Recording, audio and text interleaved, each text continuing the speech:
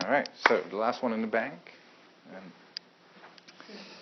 We continue with our immigration discussion. So last couple of classes we looked at Altman and Wellman and Walzer, who both think that countries that have a right to self-determination have, by virtue of having a right to self-determination, also a right to exclude immigrants. And we ran through a host of arguments for why you might think that, the right to self-determination also includes a right to exclude immigrants. So Altman and Wellman focus on freedom of association. Walzer gives a couple of arguments about having to do with the deepest sense of distributive justice was one. The other one with sort of the community having to shape itself in order to really be self-determining and so on. So for today, hopefully you've read Cairns and Humer. The Cairns piece is really the classic piece in philosophy. It was the article. Cairns was one of the very first people to really see the issue of immigration in political philosophy as something that political philosophers should have something interesting to say about. And Cairns believes in open borders, and Humer more recently wrote his piece also defending open borders. So what they think is basically whatever argument or reason you might come up with, whatever you throw at the board, so to speak, the upshot, the conclusion in the end should be that none of these justifications, self-determination, association, or a variety of other ones, actually hold up. So none of them actually justify keeping immigrants out. So if you want to move to Canada, you get to do this, morally speaking. Of course, legally you don't, but that just means that Canada wrongs you. Right? If the Canadians want to move here, same thing. Right? And so for every country and everyone around. They give slightly different arguments based on different initial assumptions, and so we're going to go through those. But the upshot, the conclusion is the same, and they both think that once you realize this, once you see it all the way through, once you think all the way through and you look at all the arguments, you see that they all fail, then the current state of the world, where borders are by and large shut, is very, very, very unjust to them. So this is why Cairns calls it the modern equivalent of feudal privilege, like the paradigmatic injustice of medieval times. He thinks we live under a system that is, morally speaking, very, very similar.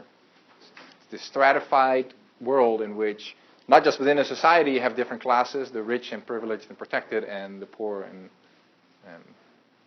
vulnerable.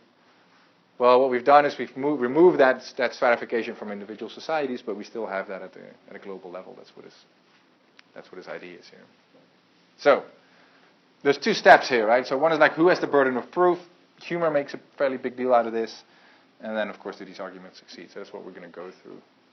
So first, here's how Humer goes about it, right? So Humer thinks the burden of proof solidly lies with the people who want to keep immigrants out. This matters, right? Like if you want to know what would be a good or successful argument, good, successful moral defense of closing borders or opening borders, you have to first decide what does a good argument look like, right? What does a good argument establish? What does it actually do? And Humer thinks that the way that philosophically, ethically, the landscape is, what he has to do in order to get his conclusion, borders should be open, all he has to do is just knock down all the other arguments. He thinks the burden of proof lies with the other guys. It lies with those who want to keep people out, and since that's true, they have to show their case. All Humer, have to do is just demonstrate that they failed to do so. So you think of this as like in a court of law or something, right? Like so. If you're a criminal defense attorney, you only have to show that the state doesn't have, beyond a reasonable doubt, proven that the defendant is guilty. Right? So they have all these theories, all this kind of evidence. As long as you can keep throwing doubt on them, you win. So Humer thinks that's the situation we're in. Right? They have to make their case. And so here's an argument for why. Right? So he thinks, well, you start with just, generally speaking, we think that people have a prima facie right to freedom. So this is one of the questions. So if you have this type of prima facie right to freedom, then the coercive and harmful denial of freedom needs moral justification. So if you deny someone their freedom in a way that involves force and potentially harms them, then you need a good story. Right? Of course, again, we've seen this before, right? This is just, again, to establish the burden of proof. It's to raise the barrier a little. Doesn't mean that no restrictions are ever justified. When you throw a person in prison, that's a coercive and harmful denial of freedom. Is that unjustified? Well, it depends, right? Did they do something that is sufficient to throw them in prison? Are they a criminal? And does committing a crime justify punishing you? And yes, well, okay, you go. But we need to show it first, right? That's why we have a trial first. You just don't throw people in prison randomly. Why? Well, because of this, says Hume. Right? So, but that, of course, generalizes. That isn't only true for people who live close to you, or people who have the same skin color as you, speak the same language as you, right?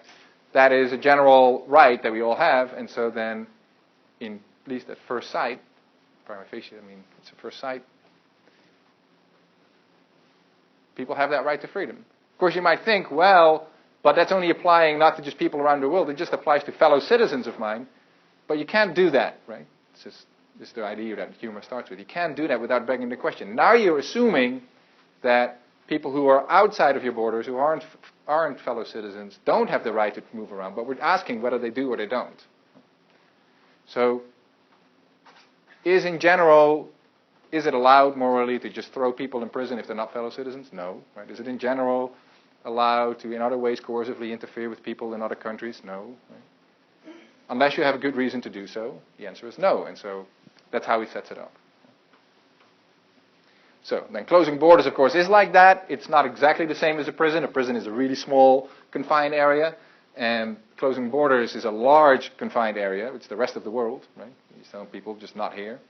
But it's the same. It's a different scale. It's the same thing. And so then at least that requires justification. Maybe there are good reasons. Maybe there aren't. But you guys, right, the closers, the border closers, you need a story. Chantal?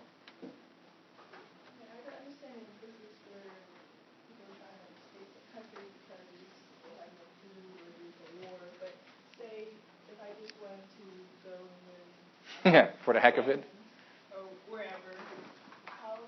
If they tell me no, how is that a harmful denial of freedom? If they tell me no, I'm not in any danger, I just want to go live here or whatever. Right. So, is this saying all immigration? Yeah, good. Harmful, or is it cases that this is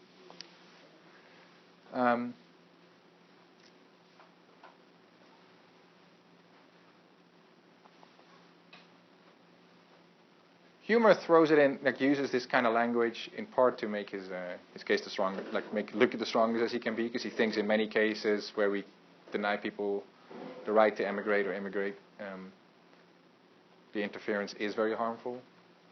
It might mean the difference between having a job or not, right? Having a livelihood or not, being safe or not. So, of course, you're asking a very good question, which is, well, we're asking this in general, at least in the first instance, right?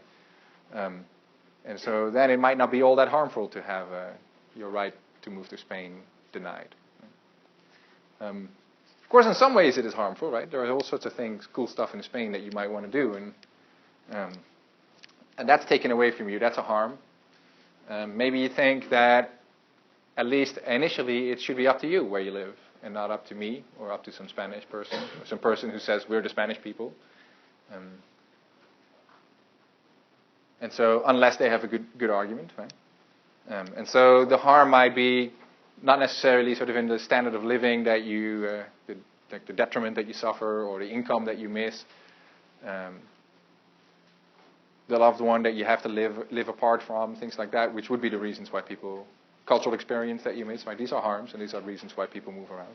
But it might also just be the fact that you don't get to decide how you live your life. Right?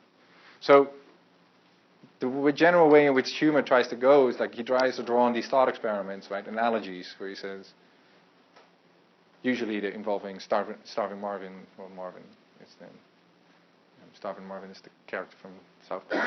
So that's the joke, of course, that he's pulling on. But the idea is like someone who really needs, to move from here to there in order to stay alive. But in general, you might think, well, we can keep the he doesn't actually mention the starving, right? So you can just think about it as Marvin, who's just looking for a job, wants to go to the market and sell his services or something, and then you get in his way, say, I don't like you going there because it interferes with my opportunities, or I don't like the way you look, or you don't like your culture or something. Right? Because in general, these are not good enough reasons. And then the question, of course, becomes, well, if those are not good enough reasons, in this context, why would they be good enough for the immigration context? Unless you're already assuming that you have a right to keep them out, but we're asking why. Right? And these are the reasons that people give. They come to take our jobs. Well, maybe.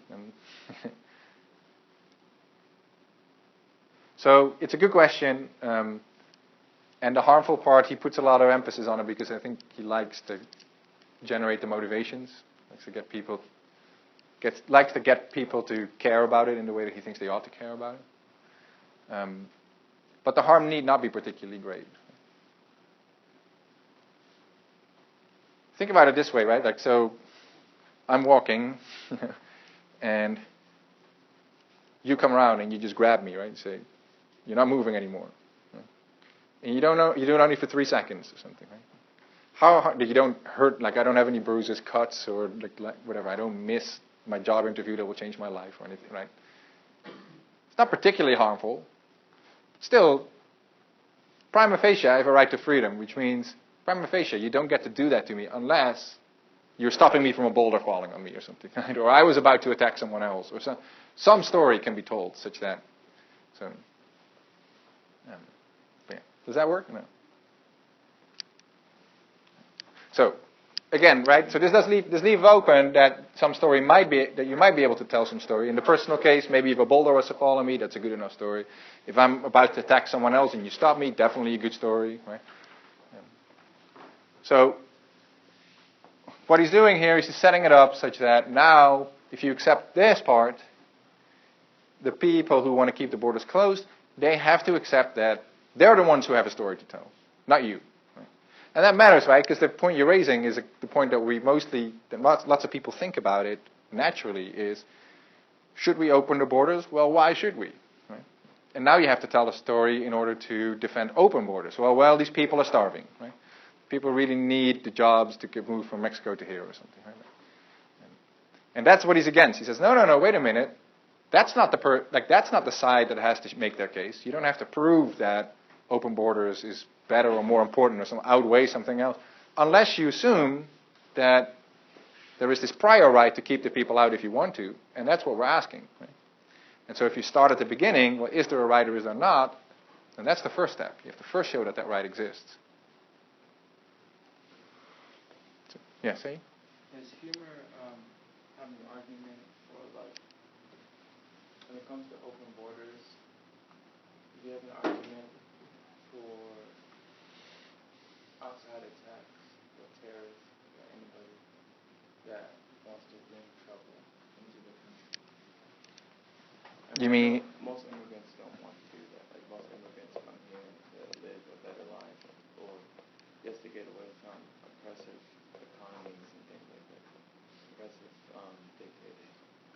So, like, despite that argument for open borders, there's another one for closed borders with people that are scared of refugees and whatnot. Like, recently there was a shooting in Ohio State University, and the shooter, I believe, was a refugee or something. I didn't look more into that, but that's what I've seen.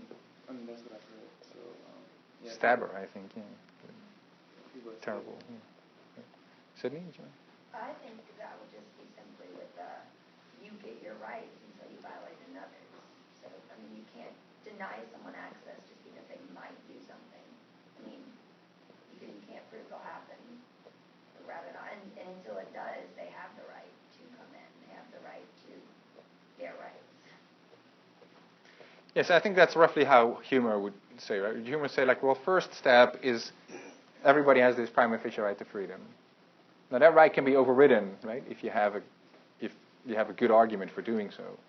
And you're about to murder 10 or tens of people. That's a good argument, right? So we usually stop people. We think it's okay for the police to restrain a person who's about to set off a bomb or about to shoot people, about to stab people, right? So fair enough. If we know, like we have evidence, like here are your plans, right? You're about to do this tomorrow. We have good evidence that you're up to do so. You can be arrested. You can be thrown in jail. That's fine. You have to show it, right? But that's fine. But what would not be fine, humor would say, I think, is to extend that to all the people who want to come in. So if you can show that for a particular person, yeah, like your right to freedom, I can now so for example, sometimes people commit crimes, right? So then we throw them in jail as punishment. That's okay, but it's not a good justification for throwing everyone in jail, right? Or it's not a good justification for throwing everyone from the town where the criminal lives in jail, right? Or everyone of the same age of the criminal in jail, right? Or their family in jail, or whatever, right? Like you don't extend that beyond the actual person who is doing something. So you ask, right, so here's my justification for restricting your freedom. It's that you're about to do something bad. Okay, well, to whom does that apply, Hume would ask. He said, well, to the person who's about to do something bad. Right? So, I don't know, they've killed enough of these high-ranking Al-Qaeda, ISIS people, I don't know the names anymore, but let's say bin Laden's still alive, right? And he shows up at the U.S. border carrying a nuclear bomb in a suitcase. Right? Humor is not going to say, yeah, you got to let him in. You can stop him, but you get to stop him. Right? You don't get to stop just anyone. Of course, we know, maybe we don't know, right? It's never like someone coming in with a banner saying, I'm bin Laden, about to murder as many people as I can. So you have to go with reasonable suspicion and so on. But still, the reasonable suspicion has to be applicable to the person who you're restricting. And so, yeah, if it's a person who's been to like a ISIS train or Al-Qaeda training camps or something, then maybe you can keep those out, yeah. But that's not a general justification for just, like the Mexicans they don't have anything to do with this. They're not even Muslim, right? So he's going to say, I think he's going to say that argument goes as far as it goes, but no further. When was the last time that the U.S. had open borders? Well, I mean, don't we have one with Canada? Or how is that? No, you have to be in touch with it. No, okay, no. I Like mean, 1450 or cool, something. alright. Somewhere in that ballpark. When was the last time that we had open borders? When the Mayflower came in. I don't know when immigration restrictions in the U.S. began. 19th century, there definitely were. I mean, Ellis Island you had to come through, and arguments against open borders are old in that regard. I mean, people worried very much about the Irish coming in, very much about Eastern Europeans coming in, Chinese coming in, and so on. So these are not new arguments that we're seeing, but historically, I mean, in medieval times, borders were fairly open. There weren't. In Europe, you had large movements, large population movements, because there weren't any border controls. People showed up. So, right? I think it could be argued this is a false dilemma, and someone would refute 3. And what I mean by that, or disagree with 3, is just because there is something is either the case or not the case, doesn't mean one side or the other has the burden of proof. For example, a sports team, if you're to say, Team X is either going to win or lose, assuming there can't be a tie in the game. Like, it is one or the other, but it wouldn't make any sense to say, well, the burden of proof lies on the person who says they're going to win, or the burden of proof lies. There is no, you can suspect one way or the other, make arguments for one way or the other, but there is no default to go to. And so that's what I think someone who disagrees with this would say in the response. There is no default, and so that's why premise 3 is kind of assuming the very thing that the other side would think is in question, which is that it is a freedom for them to do that. Does it make sense? Huh. Yeah, I guess so. Yeah, so David Miller, who we're hopefully reading for Thursday, even though there's no pop quiz threat anymore. Miller makes a version of that argument. He thinks he makes a distinction between what he calls bare and basic liberties. So he thinks like a basic liberty is the thing that you have a right to. That's the basic stuff, like basic in a moral sense.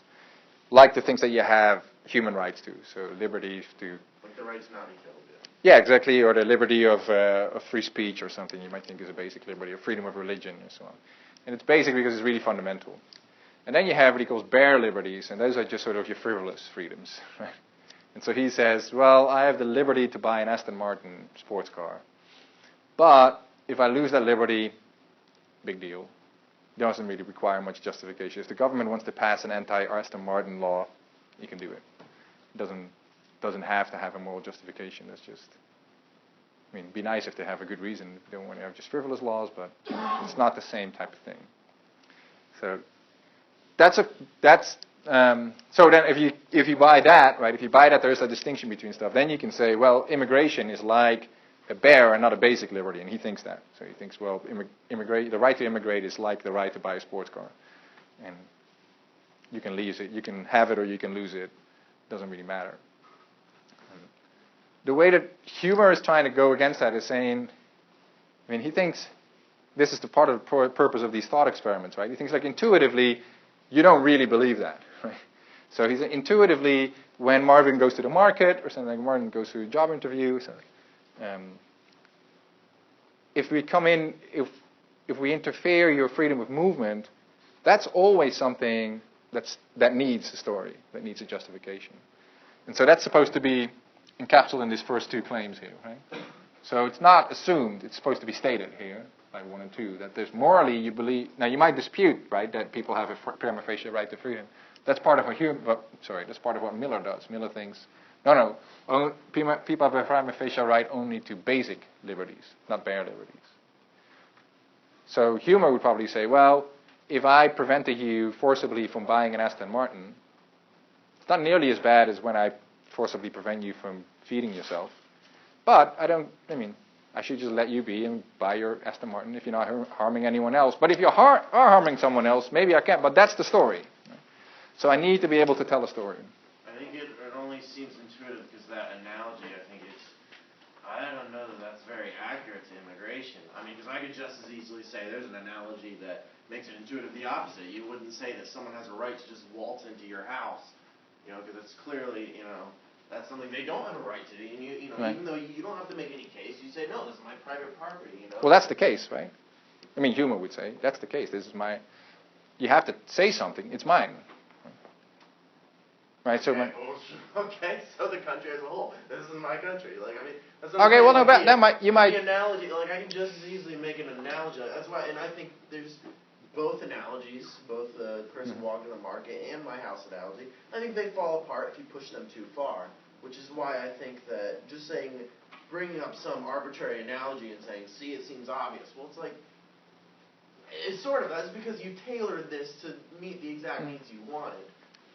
Yeah, I think I see what you're saying. I mean, there is an assumption here, which you could question, that there is something more basic to the idea that if we really start from at the first place of all, go all the way back to the beginning, morally speaking. So we wipe the slate clean. That's yeah. Pretty. I guess we're not moving fast enough. Again. Anyway, if we really go back to the first principles, where do you start? Do you start with property, or is property something that has to be created? Well, Humer is going to say no. I think he has to say, right? No, that's something that has to be shown, right? We have to accept that. That's not the first fundamental starting point. That's something that has to be brought into existence and then justified for being brought into existence. And liberty is not like that, right? Liberty is the beginning, that is the starting point. So every person is in principle free to do whatever they want, unless we can have some type of story. Now, of course, you're saying, well, that's intuitive, but this is mine is also intuitive. And so at the level of what's intuitive, it's a draw, right? I think that was your point, right? So that's a good point, but he has to add something like what I just said, right? There was something more fundamental about the right to freedom, that the right to freedom has, that the right to property doesn't have. Which is you strip everything away, as much as you want away. You can't strip that also away. Right? Now that's a further intuition, I guess. He thinks that people will generally buy into this, but you don't have to. Miller doesn't. Miller thinks, that's only true for the most important stuff, the stuff that really matters to how well your life goes. So maybe that's what ultimately you begin with. Right? What matters is that your life goes well. And then if you have enough stuff to make sure that your life goes well, the basic liberties were protected, then the rest is. So he thinks enough freedom is all you get. Not unlimited, not freedom just to move anywhere. He thinks as long as you have a right to leave your country and you have a right to move freely within your country, that's enough freedom. And restrictions to that are not problematic. It seems to, when you bring it back to ordinance and you try to make it intuitive on that, I think there'd be the immediate pushback to what you said there is that I think honestly you'd have to come up with a foundation for where do rights come from? How are they inherent to us and intrinsic to us as humans? Because if you can answer that question, you can answer what causes us to have rights, then that would speak on the issue, do we have a right to property, do we have a right to those things? So I think this... Yeah, no, it's a good point. Now, that's a bad... if you're right that you have to do that you have to tell some type of grounding or foundational philosophical story, it's a bad thing for humor, because humor is explicitly trying to sidestep this. Right? So I'll get to this in a second, but humor really wants to not tie his conclusions to any sort of these grounding, grand philosophical theories. He actually thinks that's a bad way of doing philosophy, but well, maybe he is, right? So, maybe he is.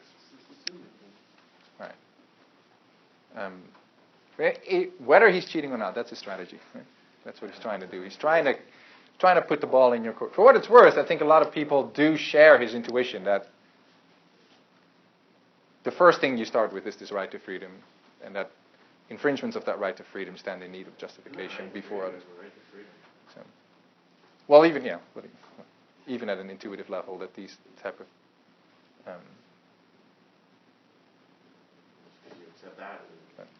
Everything else. The right to freedom has restrictions. Of course we have a right to freedom, but clearly restrictions on what we're free to do. Yeah, that by itself is not an objection, right? That's perfectly consistent with saying that it's a prima facie right to freedom. So what that means is just the restrictions have to be defended. Right? So it starts, the idea is where intuitively do you think, even at that first point, the first step in the game, where does the burden of proof lie? So I swing my fist at around like this, and you say, stop it, right? Or else, who of us has to tell the other one a story? Right? Do I have to justify my swinging to you? Or do you have to justify your stop or else to me? And he thinks you're the one who has to justify the stop or else to me. For instance, you could say you're about to hit my face, right? That's a good story you can tell. But in that first instance where we have these two opposing viewpoints, whereas I like to swing my arm and you want to stop me, you're the one who owes me a story. Because if you cannot tell me a story, I'm afraid. Back on what I said earlier, how you're going to have to say something more firm than that foundational. Because as I also said, you can say, this is our private property, because that seems pretty intuitive, at least on a minimum on the small scale, that someone doesn't have the freedom to just waltz into your house, or just, walk into the bathroom when you're going to the bathroom. I mean, that seems fairly intuitive to me. Mm-hmm. Sydney? Oh, but the question is why is this your property? I mean, yeah, but that's what I'm saying. You got to go more found. That's what I'm saying. I think that's what his point is, though, is that if you have the freedom to roam, then who are you to tell me that I don't have the freedom to step on a piece of land that you declare to be yours? Well, the only reason you're saying you have the freedom to do that is because you're saying it's intuitive. What I'm saying is the exact same criteria to which you're using to justify this freedom can equally apply to what I'm saying is our right to privacy and property, which is why that pushes back to what makes privacy. Does me putting my foot on your land hurt you? Does it hurt your crop? Does it? What does it do? So now you proposed a theory. You've said, you didn't directly say it, but what you've just implied is that what causes these rights is whether you're hurting someone or not. If you're not hurting someone, then it's okay. Well, what is the right? I mean, that would be the same as what we discussed in the very beginning of the semester, that the KKK has the right to be the KKK as long as They don't hurt you. So you're saying something is okay, are you agreeing with the statement that something is morally acceptable if it does not hurt anyone else? I think it's okay if it doesn't harm you or violate your right to life and freedom. Okay, so child pornography doesn't hurt anyone but the person doing it. Is there some, do you think there's something off about Honestly, I think, okay. and Hold that on. topic Let's is get. very Let's go back to the. We're getting out of control here. No, it's a good discussion. I like the discussion, but let's keep. Before we start discussing everything under the sun, I thought the dispute was this, right? Like you were trying to say that. I thought the point here's the point you were pressing against. So humor wants to say intuitively this seems sound. Right? So intuitively all this seems true here, such that intuitively we're all committed by the way we respond to these Marvin going to the market type thought experiments to the idea that if someone is going to stop Marvin or people similarly like Marvin, you owe them a story. It doesn't yet mean that the stories all fail. That's what the rest of the article is, right? He's trying to go through all these stories and say these stories stink for all the various. Right? But that's the first step, right? And your point was, I thought, was saying, well, that might seem intuitively true, but intuitively the opposite might seem also true, which is right. This is my land, and you got to stay off, right? Your point was saying, well, it's intuitive maybe at that level, but when we go back one step, which is there is a further question about like why is it your land? That's a question that makes sense to ask, which is if I put my foot on it and I'm supposedly not allowed to do this because it's your property, tell me a story. And you could tell all sorts of stories about privacy, or you could tell a story about productivity in society, or your work you did invested in it. There's all, you have a list of theories about property. But so I thought her challenge was, with the claim to property, there is still one further claim earlier, which is, hey, don't I get to put my foot anywhere unless you get to tell me something about property? And so if that's true, right, then we have then the freedom moment, the freedom claim about putting your foot somewhere is more fundamental than intuitively than the property claim. Because you wouldn't be able to say the opposite, right? To say, well, don't put your feet anywhere in this world because property. Well, no, you got to stand somewhere, right? And in any case, unless you have a story to tell me, I got to move wherever I damn well please. That I thought seemed intuitive to you, and then anyway. And what I was trying to say is that the underlying premise that would even make that true, that there's quite an assumption there that I think needs defending, because I think it's false that just because something doesn't hurt someone makes it okay. And that's what was necessary for her argument to work. At least the way she framed it. Well, at any case, before we go over this again, it is a good point that you're raising, because it is exactly what's at stake with the move that humor is making. He's trying to make it explicit at least, right? He's trying to say at the beginning, like, hey, I believe people have a prima facie right. And you can accept this with Sidney and think, yeah, that's a right way to think about it. Or you can doubt this, like you and Miller, right? So you're not alone in that for sure. But if you doubt this like you do, then the rest of the article will seem potentially misguided to you, right? Because the rest of the article is set up such that humor thinks, well, because I've established that we have this prima facie right, as long as I get to destroy or like poke enough holes in other people's moves, other people's theories, other people's arguments, we can always fall back and say, well, this argument stinks, so now what, right? Well, the default position is always freedom of movement. So Club USA, freedom of association, doesn't work. He says, fall back to freedom of movement. Right? Protected jobs, doesn't work, fall back to freedom, and so on. So if we don't have that to fall back on, then all he's showing is that those are bad theories, but that doesn't really lead to any conclusions, right? Because we can't fall back to anything. Well, I won't keep bringing it up. But it's important. I thought it was good to spend some time on it because it's important to the strategy of the article. All right. Here's a very different one. Karen's does a slightly different version, but it's the same dynamic, right? So he doesn't go with prima facie right to freedom. He thinks it's a moral, free, and equal claim. This is very Locke egalitarian, if you remember that.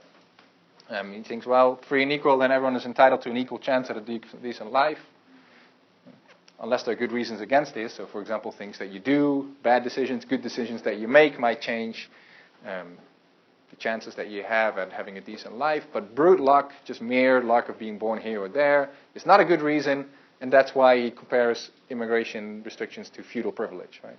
Being born in this or that family had a tremendous impact on your life prospects in the feudal system, but not a good reason, and so that was a wrong institution, he thinks. Luck shouldn't play that type of role. But now, of course, whether you're born here or in another country, pure brute luck and bad reason. So, again, he thinks, well, the initial starting point is now not the intuitive freedom that humor is, but this moral claim that sheer luck shouldn't just determine how well your life goes. And then you can do the same thing, right? So if you buy that, right, if you don't want to buy into this, but you think this sounds good to me, and I do like the analogy with the feudal privilege, then you can do the same move, right? So that's what he does. He goes through a couple of other arguments. He does go through the property argument, why the property argument, he thinks, doesn't justify immigration. But again, the move is this. I go down, knock these arguments down, and then the fallback is open borders.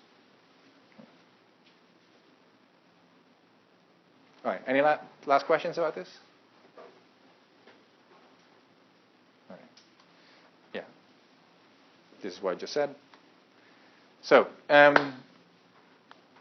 one more point about the method, just about why humor spends so much time talking about thought experiments and intuitions.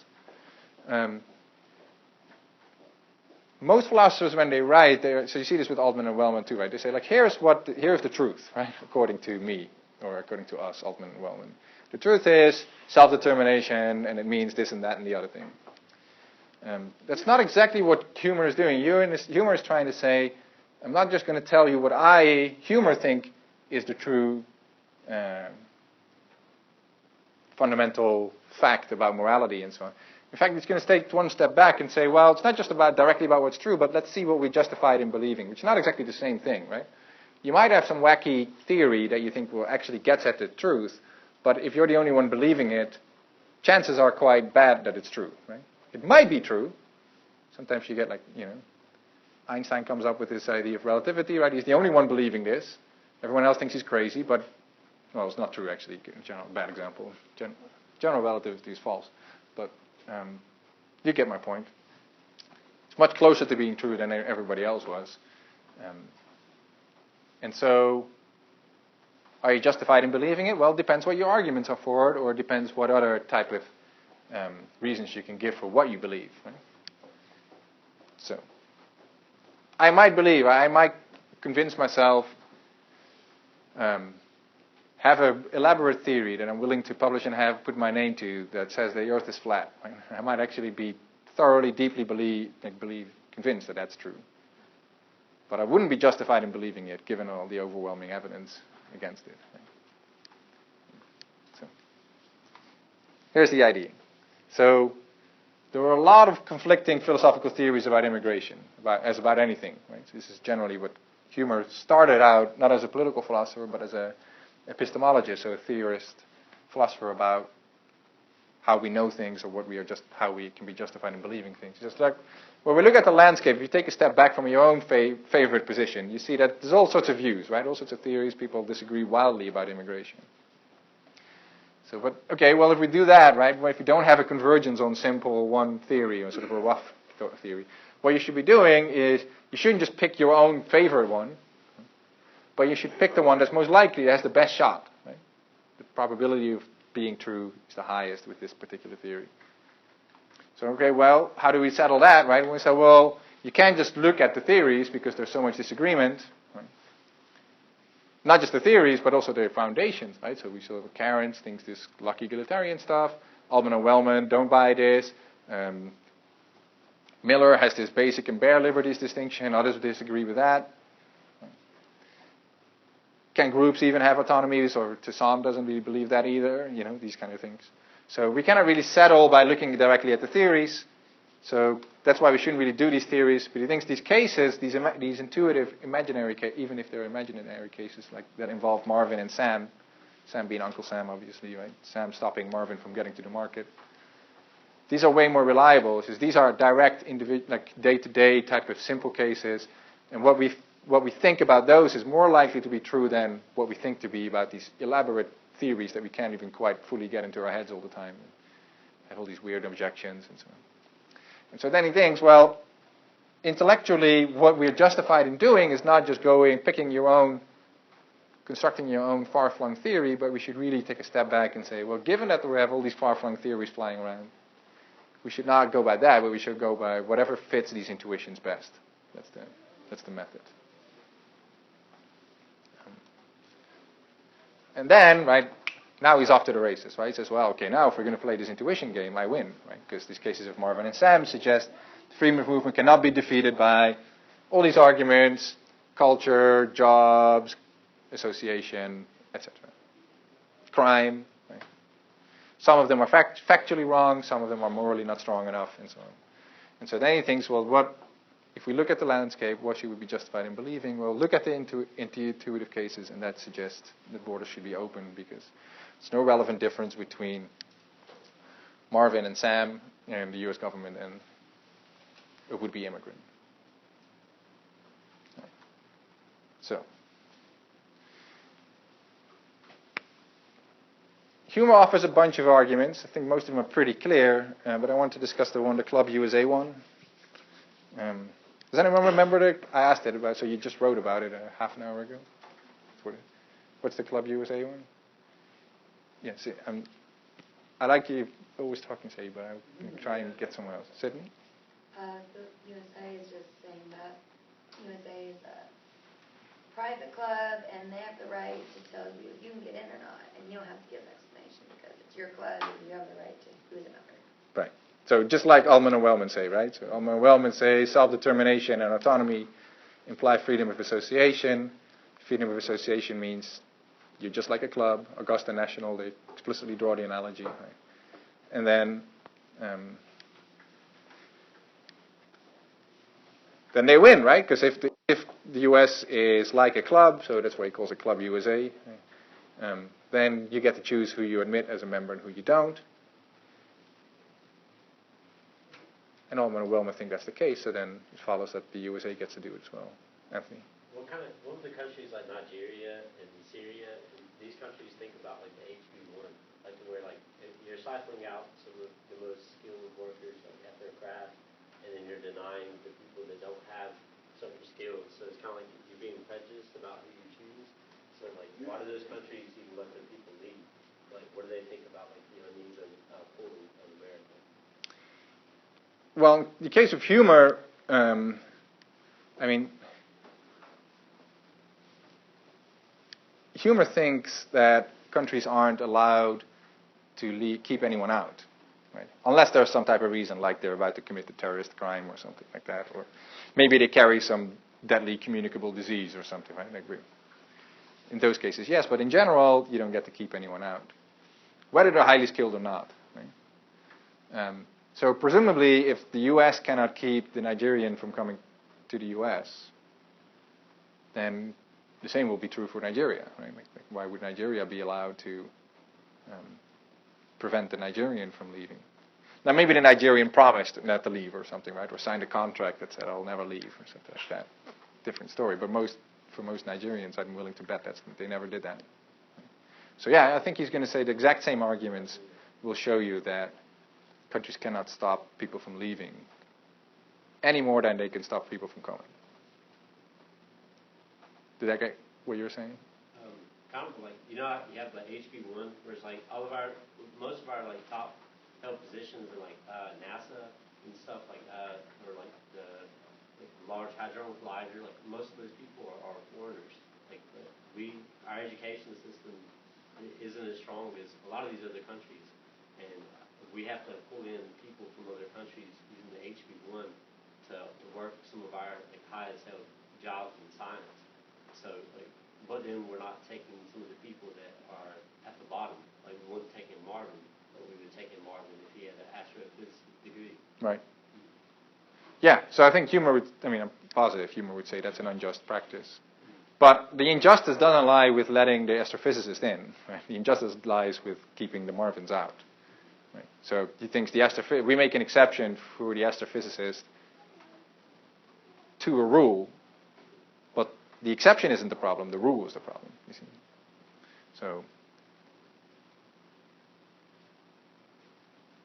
the exception is, the argument for exceptions only becomes interesting if you think that there's a good reason to have the rule in the first place. Right? We get there now? Okay, yeah. Okay.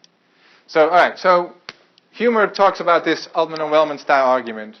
Here's the thing that he writes. So, I just wanted to go over this quickly with you. So, this is an analogy, right? So, he says this is a slightly different analogy. He says, suppose there is an island on which each individual belongs to one of several water clubs.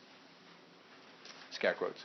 The water clubs produce water for their members, and all water on the island, including rain, is controlled by the clubs.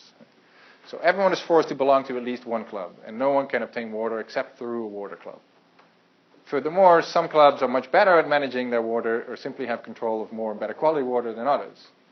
And as a result, individuals on the island suffer from chronic thirst and waterborne illnesses. Many of these individuals attempt to join better water clubs, but the privileged members of the latter clubs refuse to admit them. Some members of the higher quality water clubs want to admit the less fortunate, thirstier people, but they are outvoted by the other members. Furthermore, these privileged water clubs pass rules prohibiting any of their members from sharing water with thirsty people who do not belong in the club, and from socializing with or even doing business with the thirsty people. Rules are enforced through threats of violence. What's the point here? You have an idea? What's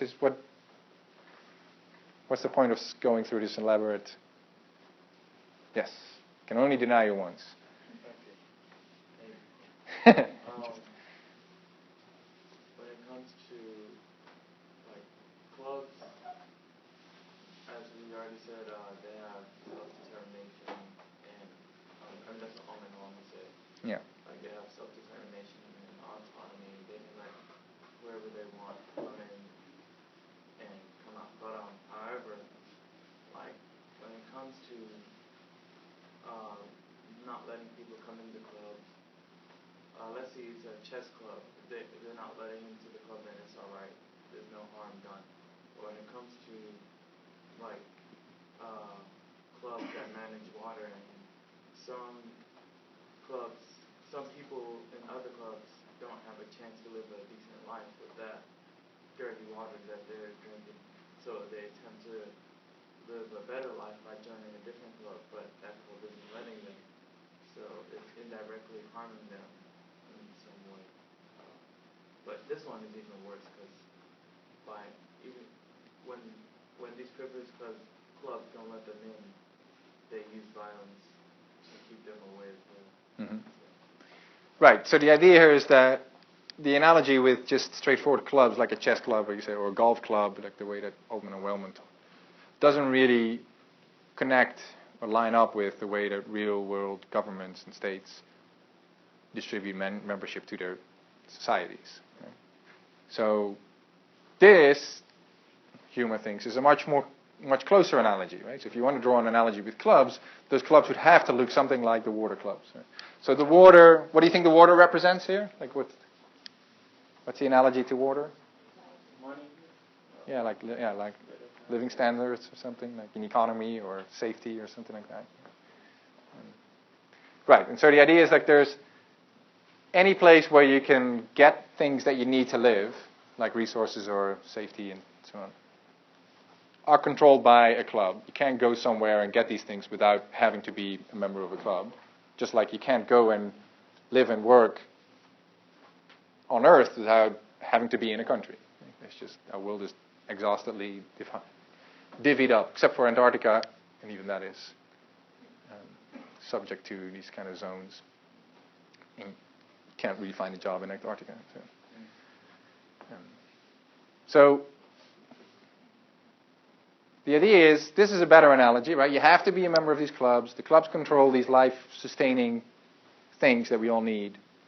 And it's not just that the clubs are in it, but even the people who are members of this club, like you and me, right, who would like to just extend those resources to people who want to come in, they are prohibited too, right? So if you tell a person in Nigeria, this Nigerian person, right? Like, I want to come to the U.S. Well, actually, guess what? I got a job for you.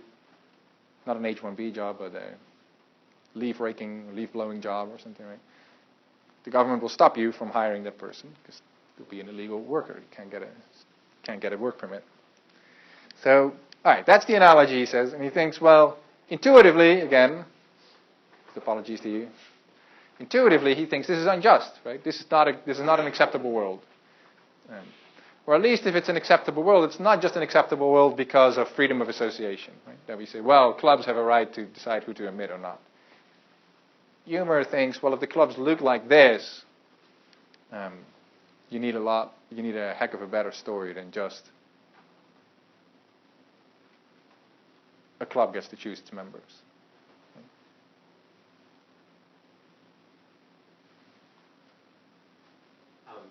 I feel like one of the main differences, like Humer is kind of like, he looks at the world like as a global view. Like humans are humans like everywhere. You can't say this is my land because we're humans. Like the whole world, like we're creatures.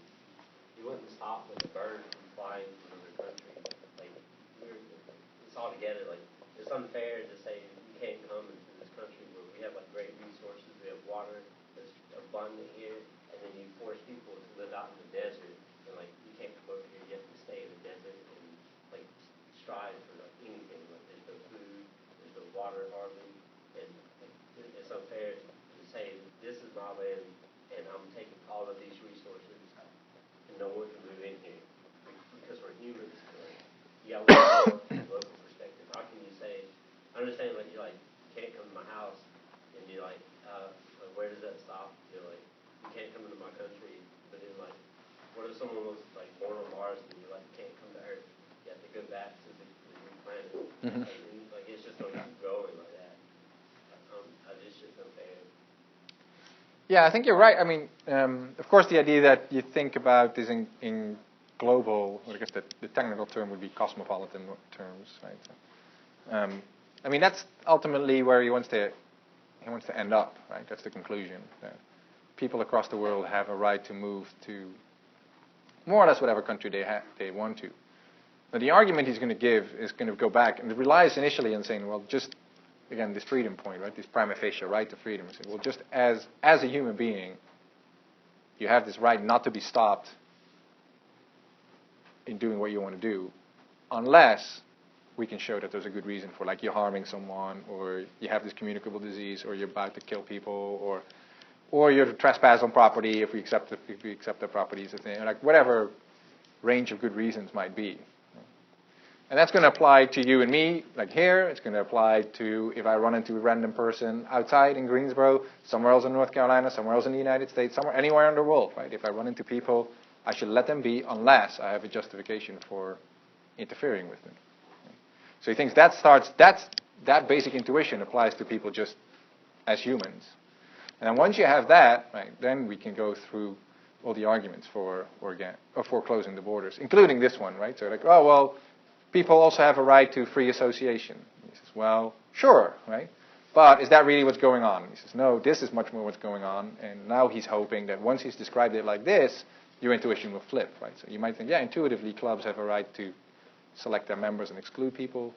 But do those water clubs here have a right to keep the thirsty, like the ones that have lots of water, more than they can use, more than they know what to do with? Do they have a right to keep out the people who are dying of thirst? And if you think no, then you think well, the same should apply to the world. Right? So then again, he's just knocking down the arguments, right? I think there's been a bit of a misunderstanding of my position. I actually agree with. I think in a utopian world, yeah, I think open borders, complete open. I think that is actually the best. Now, just because something agrees with what my conclusion is, if it is a bad argument, and I think it's a bad argument, even if it supports what I believe, I'm going to reject it, and I'm going to say why. So, sure. I don't actually reject it. I'm actually on the same page, and I think open borders are best. Now, I think that was a bad argument for it, but I just want to clear that misunderstanding up. For the record, I don't care what your views are, not just yours, but anyone's. But yeah, the conclusions don't matter to me. I was referring to the Ryan view at the moment. Yeah. Okay, but yeah, whatever. I think we're understanding each other. Claudia. I have a question. I think it's a little bit out there, but what do you think, like, with Europe, we have the quota system, even though it's not really working. But, like, let's say it was working. Would humor be against that? Because there still is, like, if I want to go to Germany, or like, well, let's say I'm not from Germany, but if I'm from somewhere else, not from here, if I want to go to Germany, but I can't go to Germany because of quota, so I'm put in Greece. Like, even though my movement of freedom was restricted in a way, I'm still way better off in Greece than I was where I'm originally from. So even though I was coerced not to go to Germany, I'm no longer in the harmful state where I was before. So would that be okay, that form of open border, or would that still go against the Greek argument because it's still a coercion against movement freedom?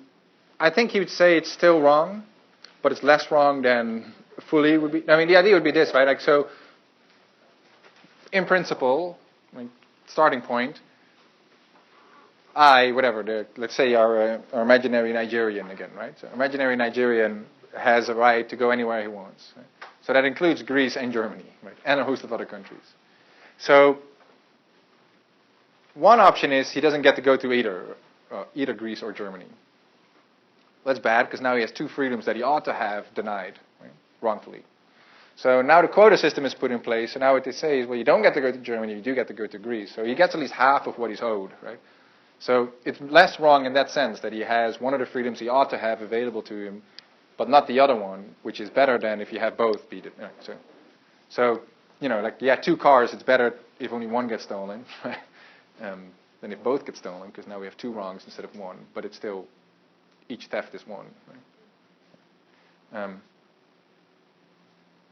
Yes, I mean, the cases like the EU, for example, if you think at least of the countries that are in the Schengen Treaty, that's a good analogy to think of what humor thinks the whole world should look like. Or internal to the US, right? So you have separate states, each of which has its own governing structure, its own taxing. And so there's an overarching, maybe there's an overarching governing body, maybe there isn't.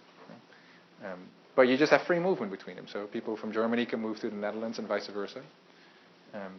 From Bulgaria can move to Germany if they want to, and Germans can move to Bulgaria, and they don't have to ask permission really. People can move from North Carolina to California and back. So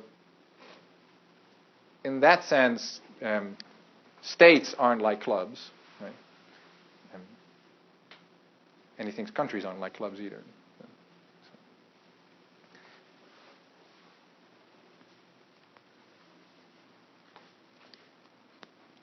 I mean, generally, someone like Humer people like Humer like to put a lot of pressure on that, right? If you think in the United States, it would be wrong for North Carolina and South Carolina, say, to control the border, right? And to say, like, South Carolinians don't get to migrate to North Carolina anymore and go to the schools here and stuff, unless they apply for some special visa, and we'll see if you get one. If you think that's wrong, well, then they say, well, why would it be any different, right, for the Canadian or for the Mexican or for really anyone else? You say, well, because the North Carolina and South Carolina are part of the same citizen body, right? Both Americans. Well, now we have to know what's so special about that, right? Why is that the big difference maker? And that's when all these arguments come in. You say, well, because people who are not citizens are more likely to commit crime. Actually, they aren't. They take your jobs. Well, maybe, but that's not a good enough reason. The South Carolinian is coming to take your job too. All right. So, you see, last point, and then I'll stop. So, Humer is trying to make 2 points here, right? So, one, this analogy breaks down, right?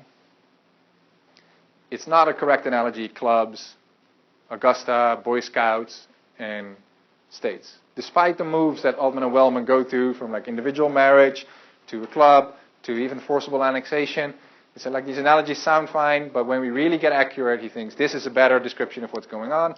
And once we really describe the world in club terms, you'll see that the intuition that Altman and Wellman are appealing to it's not alive anymore. Right? Here the intuition flips. He thinks. You agree that Humer is right, not Altman and Wellman are right. That's his thought. And so, if we supplant Augusta National with water clubs, which are much more closely related to actual countries, then you'll see, he thinks, that borders actually should be open, or at least cannot be simply closed. All right. That's just one of the arguments, of course. I'm not going to go through all the arguments. But any questions still? You have a minute? All right. Then I'll pick up next time on Karen's. We can go faster. And see you on Thursday.